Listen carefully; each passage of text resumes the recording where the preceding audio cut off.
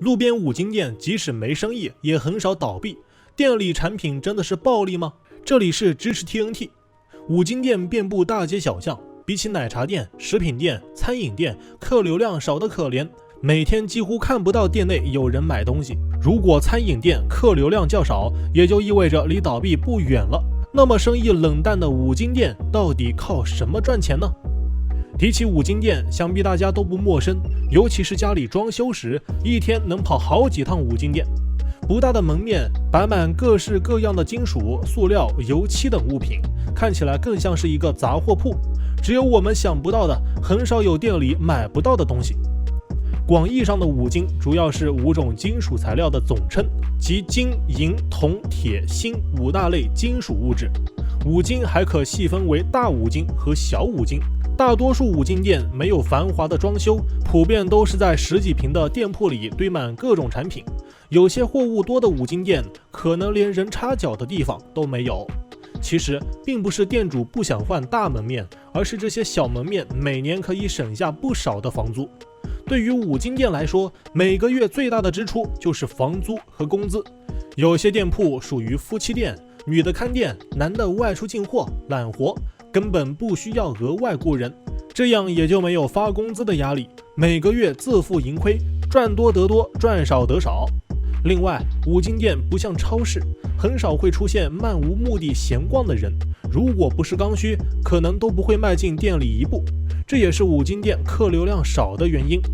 其实客流量少对于五金店来说并不是什么坏事，但凡进店的人都是奔着买东西来的，10个人进店，至少有7、8个人会消费，成交率极高。对于五金店来说，仅依靠附近居民零散的单子，可能连房租都交不起。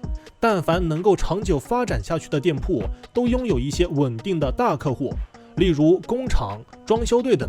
每个月哪怕只接到1笔工厂或者装修队的单子，都是不小的利润，少则几千，多则几万。而一些五金店为了和工厂长期的合作，甚至会降低利润，产品售价比其他店铺低。尽管利润降低，有些大单子也能够赚上一笔，每个月的毛收入大概在6万到8万之间，纯利润差不多在3万到4万之间。装修队的消费能力也不容小觑，装修公司生意处于旺季的时候，一个月能接到好几个单子。而灯泡、美缝剂、发泡胶、玻璃胶也成为了装修队经常采购的物品，一个月下来，五金店收入也非常可观。那么五金店除了销售产品，背后还有哪些赚钱途径呢？在外人看来，五金店主要的收入来源可能只是销售商品，其实一些会做生意的老板也会开拓上门安装的服务。如果顾客在店里买一个水池或者灯泡，提供免费的上门安装服务，这样可以有效解决顾客的安装烦恼。尤其是一些独居女性，买了灯泡开关根本不知如何安装，而这个上门免费安装服务也是积攒回头客的好方法。利用人际关系组建五金商品销售群，扩大业务范围，不局限于附近小区居民。当回头客攒到一定程度，还可以开展副业，例如修水管、通下水道、马桶等。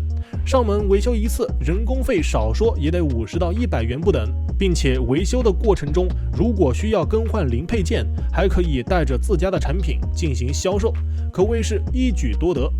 那么五金店中利润较高的产品是什么呢？五金店琳琅满目的商品中，随便挑一个都是高利润。就拿不起眼的螺丝来说，店主进货时按斤称，成本平均在2到5毛钱，出售时按个卖，售价都在1元左右，利润高达50%。虽然一个螺丝赚几毛钱看着不起眼，但每次出售螺丝时都是批量卖，销量上去了，利润自然也就高了。而一些较大的物件，例如 PV 管、开关、胶带等，进价可能只需几块钱，出售时却在10几元、20几元不等，利润也都保持在40%以上。那么现在开五金店还能挣到钱吗？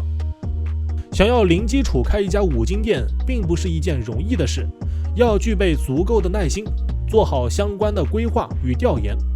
首先是店铺选址，仔细观察周边同行的店铺，就会发现五金店的选址反映着很多问题。